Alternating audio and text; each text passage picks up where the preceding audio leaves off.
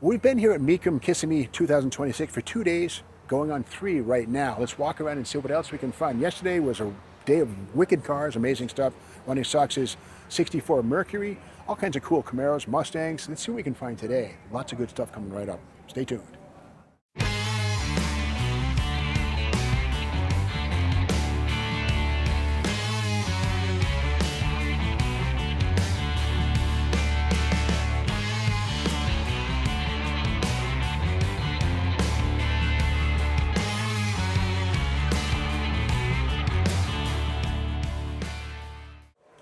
I'm standing in front of a couple of Devins. They might look like British sports cars. They have the look, but these are actually made in California between 1955 and 64. A company called Devin made fiberglass bodies for people to complete into sports cars like these. This is the Devin SS Ryan Special. This is a Chevy small block V8, of course, fiberglass body. Again, these are made in California and fully assembled by their final owner. This does have the right wheels. These are Jaguar raceback alloy wheels from the 1950s. They have knockoff look, but they are bolt-on, which is cool. And we also have side pipes, of course. Chevy V8 under the bonnets, dual on each side pipes. Left-hand drive, nice leather seats in here, bucket seats, literally. Roll bar right here. This has been used in a variety of the Road America 60th anniversary race. This was in that, a nostalgia race. On the other side here, yet another Devin. This one here. This one is an XK 140 replica right here. And it has a Jaguar engine, as the XK nomenclature would have you believe. It's a 3.8 dual overhead cam, Jaguar Hemi 6 under that. This is also fiberglass. Again, it's from Devin of Southern California. Recently assembled, nicely presented restoration, great paint. And again, being an inline 6, the exhaust is on one side, right here, beautiful stainless exhaust right there. Left or right-hand drive on this one, as a European car would be. And I love the fuel fill here, the cast aluminum polish. The tank is underneath here. This is the deck lid, again fiberglass like everything else about this. So it's a Devin. They're both Devins, made in California for road racing. Great example of 2 home-built sports cars right here at Mecum 2026, Kissimmee, Florida. A lot of people say that automobiles can be art. Well, this is one that actually takes that to the extent. This is an artistic rendition of a Mercedes Gullwing Roadster 1957, made out of abandoned car parts, wrenches, gears, nuts, bolts, bearings, cogs. A beautiful use of discarded metal and reformed into this. 1,800 man hours to build this puppy. It's going to be sold to somebody who wants a very extreme and unusual piece of art in their living room or garage. It's cool. You can find everything at Mecum. Corvettes are always a big part of every Mecum auction, and this is a 1980 Duntov Turbo Roadster, a very cool car. A company called American Custom Industries planned to build 200 of these cars, but only about 30 were built. This one is a real car, has 14,644 miles. It actually runs. Let's take a look at it.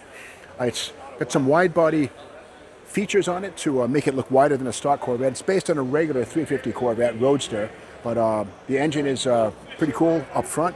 Turbocharged 350 motor, single turbo, and interesting, has air conditioning, all the stuff is still there, and AC car. And this is the turbocharger right here, the turbo unit right here. It's an air research turbo right there, a stainless housing right there to keep the hot part from melting the plastic nearby it, but it's a stock Corvette engine otherwise, an AC unit right there. And heavy duty cooling, power disc brakes, of course. The wheels are interesting on this. I think they're a Kreger, sort of a chrome spoke looking wheel, but bolt on. And these tires here, original Goodyear wing foots. These are from 1980, and they're still in good shape, but these are tires that came out in 1980. The original Goodyear wing foot right there. And here it is right here. Limited edition, Duntov Turbo. And of course, if you know your Corvettes, Zora Arkus Duntov was the father of the Corvette, and thus loaned his name to this in conjunction with American Custom Industries. So inside we see the wood panel on the center console, 3-speed turbo 400 automatic in this one, probably a turbo 350 I think at this point in time, 1980. But again, custom bodywork, the wide body IMSA flare rear quarters, big tail spoiler right here, dual exhaust of course, probably might still have the catalytic converter, I'm not sure. But anyway, a very cool car. And again, custom Corvettes, This is probably one of the coolest ones. It's actually blessed by Duntov. He was part of the picture of the company that made these things. So that's the story of this Duntov Corvette Roadster with 14,000 miles. It's really a running, driving car right here at Mecum Kissimmee, 2026. The Mecum auction attracts all kinds of exotic vehicles of all spectrums of the automotive realm. This is a 1986 Porsche 962 factory race car. This car took third place at the 24 Hours of Sebring in 1987, running over 200 miles per hour. This is that car. Rothman's trim here. Of course, Rothman's a cigarette or a cigar manufacturer. Cigarettes, I believe, high-end cigarettes. Massive BBS wheels, center bolt, massive Brembo disc brake before the age of carbon ceramic. So we have steel rotors on this. This carbon ceramic would arrive a decade later. All, of course, carbon fiber construction. Aluminum vents for the twin turbo V6 to get the air into the area, into the intercoolers on both sides. Of course, mid-engine right here. And massive tires, once again, Michelin racing tires right here. The Michelin man smiling. Have a good race, folks. Very sticky tires. Wind tunnel approved and verified and created. Wings and downforce making structures here. Little wicker bills under the car to channel the airflow below it and not around it. Creates downforce as well. So this is a regular race car right from the Porsche stables. It could be yours. And again, the twin turbo V6, flat six, air cooled, or liquid cooled, no air cooling, underneath the bonnet, which lifts. And again, carbon fiber everywhere on this car. So when I was a kid, Tamiya built a model of this, 1/25th scale model of this very car. I built it when I was a kid. Great little model in many ways. But again, 1/25th scale. Here's one in 1/1 scale that you can buy here at the Mecum Kissimmee auction 2026 at the highest bid. Great car, very rare, and one-of-a-kind vehicle. This 1970 Barracuda is very interesting because it looks like a 70 Cuda 440 car. It's a six-pack car, numbers matching, one of 902 built, but has a lot of under-the-skin modifications and upgrades. For instance, has air conditioning, aftermarket AC, right down here. Somebody could not get with a six-pack engine because it wouldn't clear the air cleaner, but nice to have that better comfortable, more comfortable on a hot day. The original torsion bar front suspension has been replaced by rack and pinion steering and coilover shocks, so the torsion bars are gone. It's okay. It's better handling. Wilwood disc brakes up front, larger 16-inch diameter, sort of looks like a rally wheel, but they're bigger. 17s, I think these are 18s, but they're larger. Reproduction aluminum rallies, not 15s, but larger. And inside, pistol grip transmission right there, seen for the first time in 1970, but upgraded with a Tremec 5-speed hiding under the pistol grip. The fifth gear gives you a better overdrive for highway cruising. Inside, otherwise, it's very stock looking, very presentable, nicely done. And again, 1970 was the first year for the E-body and the first year that the Cuda could be had as a muscle with a Hemi engine in it from the factory. And the rear suspension has been reworked with coilovers. The leaf springs are gone, but the Dana rear axle, the 60 series rear axle, remains 354 gears in the back. With the overdrive, it becomes like a 3-to-1 or even a 280-to-1 with the Odeon in effects in fifth gear. Nice example. Leaf springs are gone, but again, coilovers in the back. Otherwise, it's very stock from the outside. So kind of a retro mod hiding in plain sight, looking very stock, but very, very much modified under the skin, and well-chosen modifications to make it more drivable and safer to drive on today's roads. Pretty cool car. I like it. Corvettes and custom paint go hand in hand. This is a 1964 L76 Corvette, one of 8,304 cars built with the L76, 365 horsepower small block, a numbers matching block in this car. But the paint on this thing is really eye-watering. It's beautiful, basically purple with some violet hues, some masking and some spackle paint right here, just really nicely, some flames down the side, some masking. It's just a really good example of, just custom painting circa like mid-60s, late 60s. Nice side pipes on this puppy. I love the Day 2 Kreger SS mags on this. And there are 7,117 with the 375 horse or 365 horse L76. Love the hideaway headlights, nicely accentuated by the pinstripes on the fronts. And this is a coupe, of course, of the 22,279 Corvettes built, 8,304 coupes. But inside we have something really unusual and cool. This car is one of 1,295 with no radio. It's a radioed lead car. Ordinarily, there would be a vertically assorted AM radio going straight up the center stack there under the clock. And that's where the radio delete plate is. Very cool, very rare stuff. And again, 1,295 people went for that. And being a 64, last year for drum brakes to back, 64 or 65 would bring discs all the way around. This still has the drums. I like the bias ply tires on this, has a nice day 2 retro look. Again, this has a transverse leaf spring, independent rear suspension. And being a side pipe car, they've filled in, well, okay, the single exhaust or the exhaust outlets here are still there. So they didn't take the time to fill those in, but that's where the pipes would have come out. But I like these side pipes way better. Nice day 2 custom touch on any Corvette. And again, the custom paint works here, the swirling, and I guess that's done with a mask and sort of a spray from a distance. And the spatter paint right here, and then laid in with some painted on pinstripes. And all of this stuff is underneath a gloss coat, and it's all under the gloss. So it's very nicely done custom paint on a Corvette. I mean, custom Corvettes and, custom paint and Corvettes go hand in hand here at Mecum or anywhere else in America. Good car, like it. The Mustang Boss family came along in 1969 with the Boss 302, continued in 1970 with the Boss 302. 71, the Boss 351 came onto the scene with a much larger engine, 330 horsepower, 11-to-1 compression, solid cam, and a similar aluminum intake manifold to the Boss 302, not interchangeable, but again, the aluminum intake right there. These have an Autolite 4-barrel, whereas the Boss 302 had a Holly.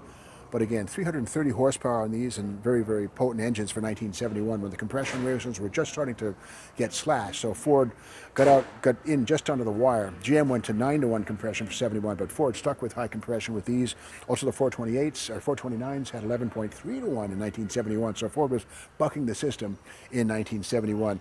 And there was only 1,806 of these things built, and this is a numbers matching example. Engine, transmission, everything is very pure and correct, right down to the rev limiter right here, set for 6,100 RPM right there. That's where it interrupts the ignition to keep the engine in one piece. Well, these engines can go to 7,000 RPMs with good valve springs, and of course the cold air system right here, standard feature on the Boss 351. And basically the seal right here goes to the bottom of the hood. And these are vacuum motors right here, which are wide open, are actuated by the secondaries, and this flap is inside of here that open up the ducts on the top of the hood right here to allow the engine to get nice cool air going down the road. And cool outside air is much cooler, like 30 degrees cooler than what's under the hood. Even 50 degrees cooler. On a hot day, the engine compartment can be very hot. So these help to solve that problem with the ram air effect. And the Boss 351 is the only Mustang with the hood argent treatment here that doesn't go out of the edge.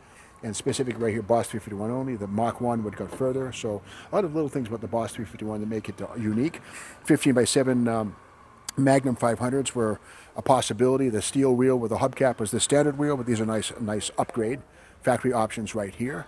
And this is a numbers matching car. And again, Boss 351 plumage on the front fender. And again, only 1,806 of these things were built. All of them 4-speeds, no automatics, close ratio, top loader 4-speed. The Hurst T-handle, all of that very original and factory correct. Numbers matching, engine, transmission, all still there. The half console in the middle right there between the seats. And 120 speedometer. Of course, the tachometer goes up to, I think, 7,000 RPM, nicely restored. The trunk spoiler here was an option. I believe standard equipment on the Boss 351, that item right there. And again, Boss 351 at the back. And Argent here on the back to match what's on the hood area. And pretty unadored, the dual exhaust, just basically chrome tips come down, not even chrome, just stainless metal tips down to the ground, no ornate tips on these. But again, a brutal Mustang. The final round for the Boss 351 engine, the one-year deal Boss 351, there's 72, the HO would be detuned, 288 horsepower. So the party was over for 71 right here. The last of the breed, the 1 year for the Boss 351, 1,806 of these cars exist. And here's a numbers matching example right here at Mecum Kissimmee 2026. There really is something for everybody here at Mecum Kissimmee 2026, from pickup trucks to Rolls-Royces. Yes, this 1974 Silver Shadow 4-door, the Flying Lady never went so fast as with a big block Chevy with 2 Dominator 4-barrels, nitrous system right there, 871 supercharger, got to be at least 1,000 horsepower with the nitrous on. And like all Silver Shadows, steel fenders, aluminum hood, aluminum door skins, steel shell, Again, aluminum door skins, four-seater, 1, 2, 3, 4. You can see in the back here, and nice little bottle of champagne in the center between the seats right there. Full birdcage chassis on this thing. 4-link rear suspension. Let's pop the door here. Maybe it'll open and see what we can find. Oh yes, the door even opens. There it is, like fine leather interior.